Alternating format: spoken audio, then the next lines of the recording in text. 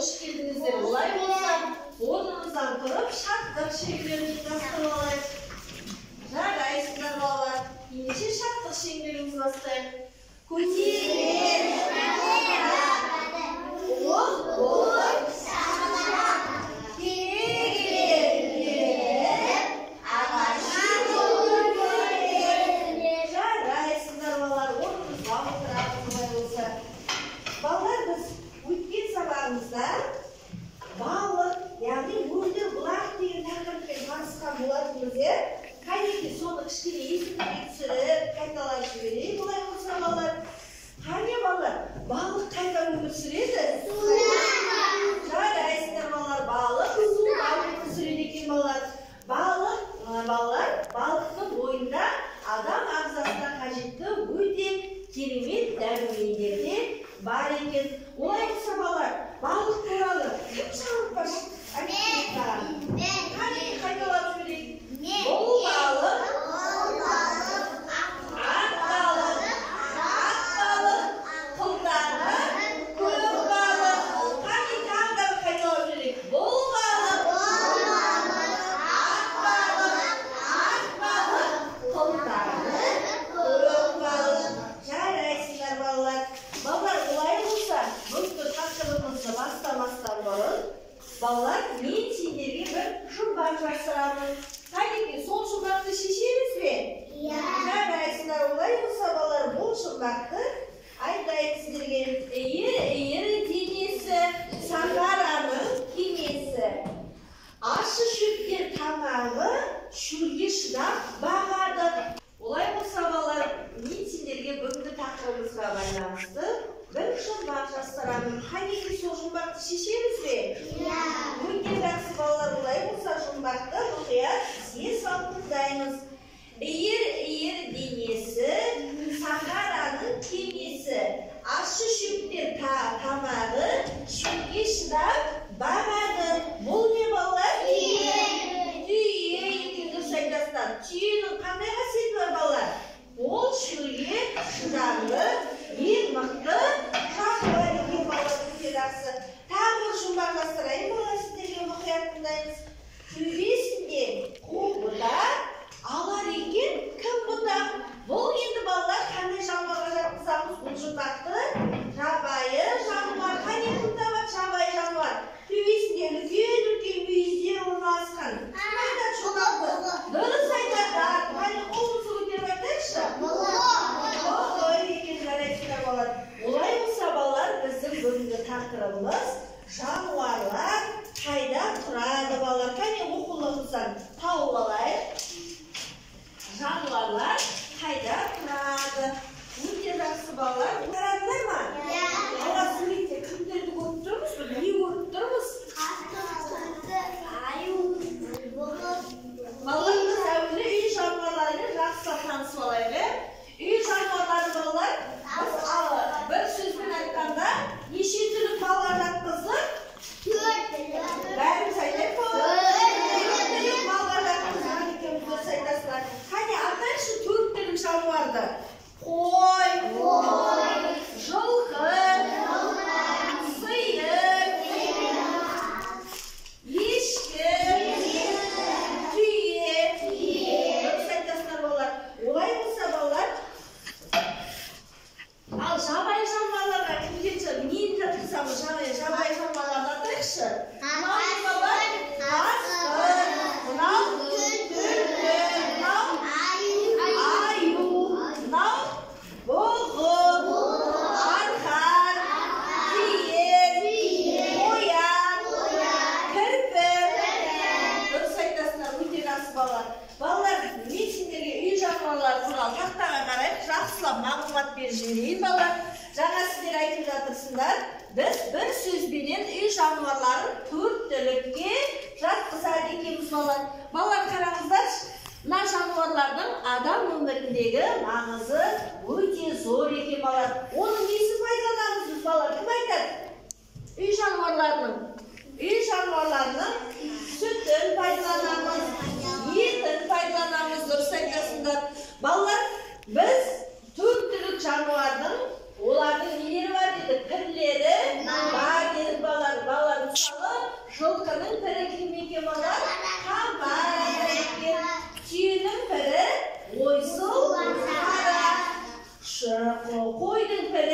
Şoban ата екен. Ешкінің пірі сексен ата. Ал сиырдың пірі зеңгі бала деген екенбіз. Дұрыс айтасыздар. Балалар, осы жабайы жануарлар қайда өмір сүреді балалар? Орманда өмір сүреді екен. Дұрыс айтасыздар. Өте жақсы, осылай сабаққа қатысып отырамыз. Орманда өмір сүреді екен балалар. Балалар, осы жануарлардың қандай айырмашылықтар бар үй жануарларынан? Жабайы жануарлар, олар не болады балалар? Жыртқыш болады екен, иә? Дұрыс айтасыздар. Ал үй жануарлары өте адамның қолына үйреніп сондай қамқорлыққа бағынады екен, иә балалар? Өте жақсы. Біз балалар жабайы үй жануарларына қолымыздан сарай, қора, үйшік жасап береміз, иә? Ал жабайы жануарлар орманда олар өздерімен өздері өмір сүреді екен, иә балалар? Енді балалар, қараңыздар, мына жерде жабайы жануарлар, иә? Атайықшы жабайы жануарларды. Аю, қасқыр, түлкі, қоян, қасқыр, астан екен балалар. Өте жақсы. Енді балалар, төрт түрлі жануарды біз неге жатқызамыз балалар? Үй жануарына жатқызамыз екен балалар. Осы төрт түрлі жануардың балалар біз дауыстарын салып білеміз бе? Иә. Қандай дауыстары шығады төрт түрлі жануардың? Балалар, сиыр қандай дауыстайды? Дұрыс айтасыңдар, өте жақсы. Ал түйе қалай дауыстайды балалар? Қане кім айтады? Қане қалай саламыз түйе дауысын? Иә, дұрыс айтасыңдар. Боздайды екен түйе, сиыр мөңірейді. Қой не істейді балалар? Иә, қой маңырайды екен. Дұрыс айтасыңдар, өте жақсы. Әрі қарай балалар, оқулығымыздағы балалар ұйқасын тап деген тапсырмаға қарайық балалар. Екінші тапсырмаға қарадыңдар ма міне? Екінші тапсырмаға қарай ұйқасын тап деген өзінше ноян, қорқақ, жарайсыздар балалар, өте жақсы таптыңдар. Әрі қарай айбат, шегір, алыстар, аң патшасы, арыстан. Дұрыс айтасыздар, аң патшасы, арыстан. Яғни балалар, арыстан туралы сіздерге мағлұмат беріп жіберейін. Бүкіл балалар ормандағы аңдардың патшасы кім екен балалар? Арыстан екен. Дұрыс айтасыздар, аңдардың патшасы арыстан екен. Дұрыс айтасыздар. Арыстан жаңағы аңдарды өзінің айналасына жинап алып, мысалы бұйрық беретін болса, мысалы арыстаны олар несін тыңдайды екен? Бұйрығын тыңдайды екен. Балалар, енді осы аңдардың балалар несін білеміз бе біз? Қалай аталады? Мысалы аюдың баласын кім деп атаймыз балалар? Қоншық деп атайды екен. Дұрыс айтасыңдар. Қасқырдікін бөлтірік деп атайды екенбіз. Дұрыс айтасыңдар. Ал түлкінің төлі жәудір деп атайды екенбіз балалар. Түсіндік пе? Дұрыс. Балалар, мен сіздерге қазір бір тапсырманы үлестіріп беремін. Сол тапсырманы сызықтар арқылы қосып, бүгінгі тақырыбымызға байланысты сіздерге мынадай сызық арқылы қосатын тапсырмаларды беремін. Соны мұқият орындап, маған кері тапсырасыңыздар. Жарай ма балалар? Кәнекей, мына жерде әрқайсының өзінің төлін сызық арқылы көрсетіп белгілейсіздер. Көрдіңдер ме балалар? Міне жай қарындаштарымызды алаңыз. Қане балалар, олай болса сызық арқылы үй жануарларын бір-бірінің төлдеріне қосайық. Қане балалар, қане бір шақшақ қосайық екен. Кезектеміз, иә, дұрыс. Қойдың төлі қошақан. Ешкінің төлі не екен балалар? Алақ. Иә, сиырдың төлі не балалар? Сиырдың төлі қалай аталынады балалар? Бұзау.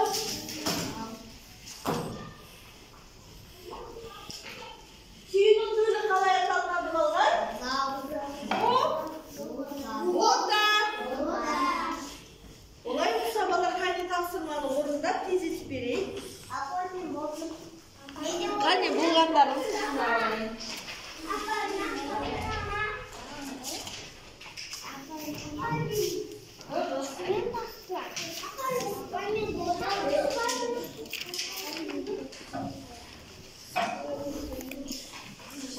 Жарайсыңдар балалар, өте мұқият орындағансыңдар тапсырманы.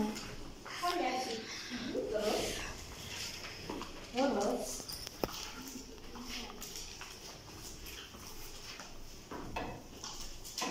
Жарайсыңдар балалар.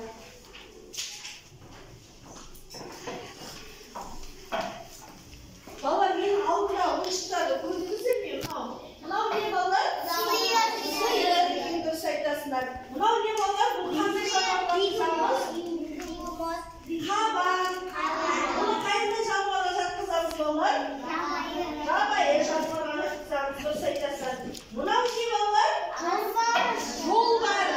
Дұрыс айтасыңдар. Жолбарыстың келісі қандай болады екен? Міне қараңдаршы.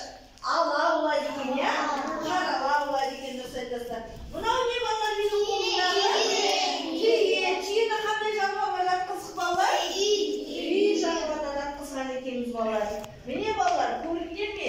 Үй жануарлары менен жабайы жануарлар туралы бүгінгі сабағымызда мағлұмат алдық, иә? Сабаққа жақсы қатысқан балаларға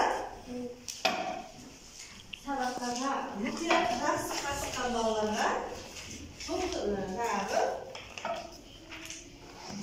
смайлик таратамыз, иә балалар? Бүгін сабаққа сіздер өте жақсы қатыстыңыздар. Қанекей балалар?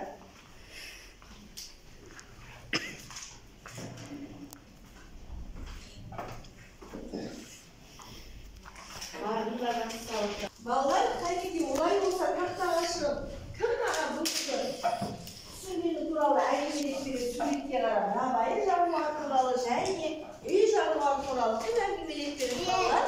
Қане, сабаққа кім әңгімелеп береді балалар? Ұлзай келе ғой тақтаға.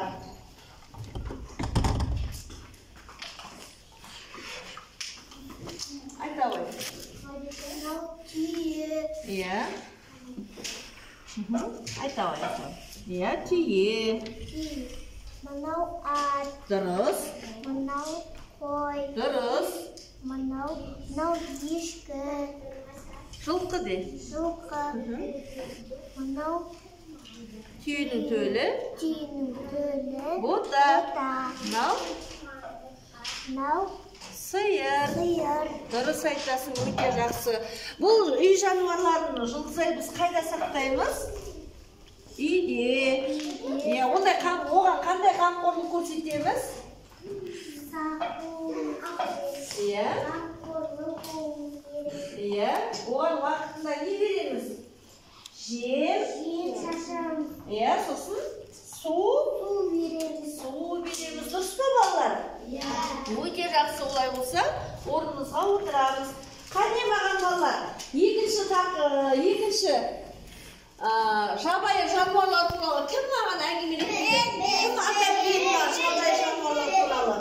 Жабайы жануар туралы кім атап береді маған? Келе ғой Жансая, тез. Иә? Иә. Қас? Дұрыс. Түлкі дұрыс.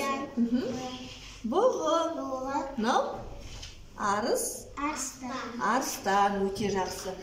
Балалар, енді сіздерге түсінікті үшін тағы қайталап сөйлеймін. Балалар, жалпы жабайы жануарлар орманда өмір сүреді дедік те, оның қандай қасиеттері бар? Қане, кім айтады маған сол туралы? Қандай қасиеттері бар? Аюдың қандай қасиеті бар? Түлкі қандай? Кім айтады? Айта ғой. Аюдың қандай қасиеті бар? Түлкінің қандай қасиеті бар? Аю не істейді қыс бойы? Қане, тез етіп сол бойынша мағлұмат беріп жіберейік. Иә? Аю қыс бойы ұйықтап жатады екен, иә? Өте жақсы, отыра ғой. Өте жақсы, дұрыс айтасың. Кім айтады бала? Түлкінің қандай қасиеті бар? Түлкі, келе ойнаса, иә? Түлкінің қандай қасиеті бар? Айта ғой. Қайсы түлкіні тауып көрсетші маған Нұрсая? Дұрыс айтасың, өте жақсы. Түлкінің қандай қасиеті бар? Түлкі айлакер, қол екен, иә? Ол кез келген жануарды не істейді екен балалар? Алдап Суға деген, иә, дұрыс айтасыздар, өте жақсы. Ал қоянның қандай қасиеті? Айтайын, тез қоян туралы Нұрлыбек айтамыш. Қоянның қасиеті қандай? Қоян қандай? Қоянның қасиеті ол қорқақ, үркек екен, иә? Өте жақсы. Ол сәл нәрседен қорқып кетеді екен, иә? Өте жақсы. Ал балалар, аюдың қандай қасиеті бар? Қыс бойы балды жақсы көреді екен, өте жақсы балалар. Міне балалар, бүгінгі сабағымыз жануарлар қайда тұрады, яғни оларға біздің ерекше қамқорлығымыз және жабайы жануарлар туралы мағлұмат алған екенбіз, иә? Үйге балалар тапсырмаға жабайы жануарлар қайда тұрады деген тақырыпты мұқият оқып, зер салып, мұқият қайталап келеміз, жарай ма?